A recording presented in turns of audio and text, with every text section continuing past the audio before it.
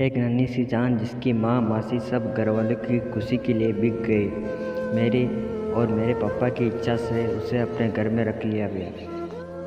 थोड़े दिनों तक तो वो हमारे घर पर रहती नहीं थी। वो अपनी माँ को याद करती थी, कभी बाहर निकल जाती थी तो कभी घर में इधर उधर घूमने लगती थी। कभी मेरे साथ खेलती तो कभी चुपचाप बैठ जाती थी। ऐसा लगता है कि जैसे वो अपने परिवार को याद कर रही हो। कभी रोटी खा लेती, कभी दाना खा लेती, कभी मम्मी को गुस्सा दिला लेती तो मम्मी उसको मारती थी और वह चुपचाप सह लेती थी और थोड़ी सी बोलती थी अपनी दर्द भरी आवाज़ में।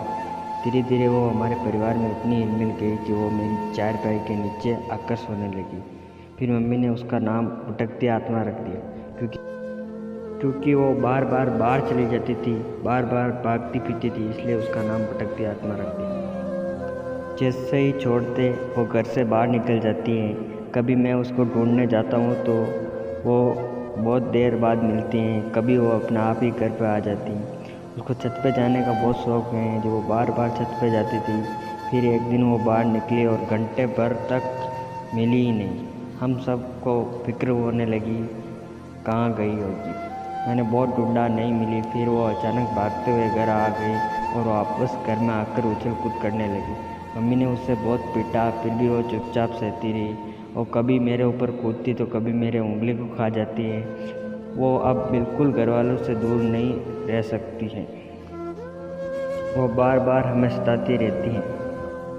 मैं कभी उदास होता हूँ तो वो मेरे पास में आकर ऐसे बैठ जाती हैं जैसे मेरे को लगता है कि वो मेरे को पूछ रही है कि क्यों उदास है, क्यों बैठा है ऐसे उदास।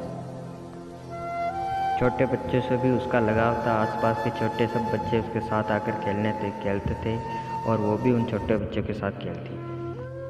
फिर एक दिन कुछ ऐसा हुआ जो उसको और मेरे पूरे परिवार को हिला कर रख दी।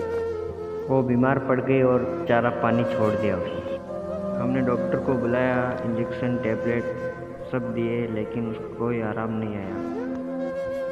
लेकिन फिर भी उससे कोई आराम नहीं आया। 7-8 दिन तक वो बीमार रही। वो अपनी दर्द भरी आवाज़ में चिल्लाती थी, हम सब भी रोते थे। लेकिन एक रात हमने आस छोड़ दी कि वो बच पाएगी।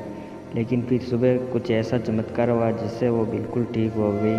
हम सब बहुत खुश हुए। वो भी आराम से दाना पानी खाने लगी। फिर वो पहले की तरह वापस उछल कूद करने लगी, फिर वापस खेलने लगे मेरे साथ। वो भी खुश थी, हम भी खुश थे।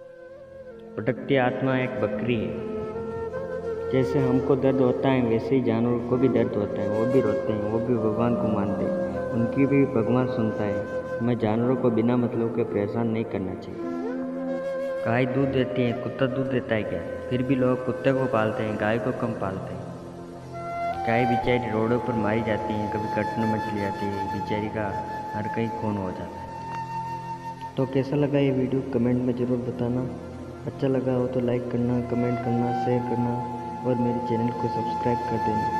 Thanks watching this video.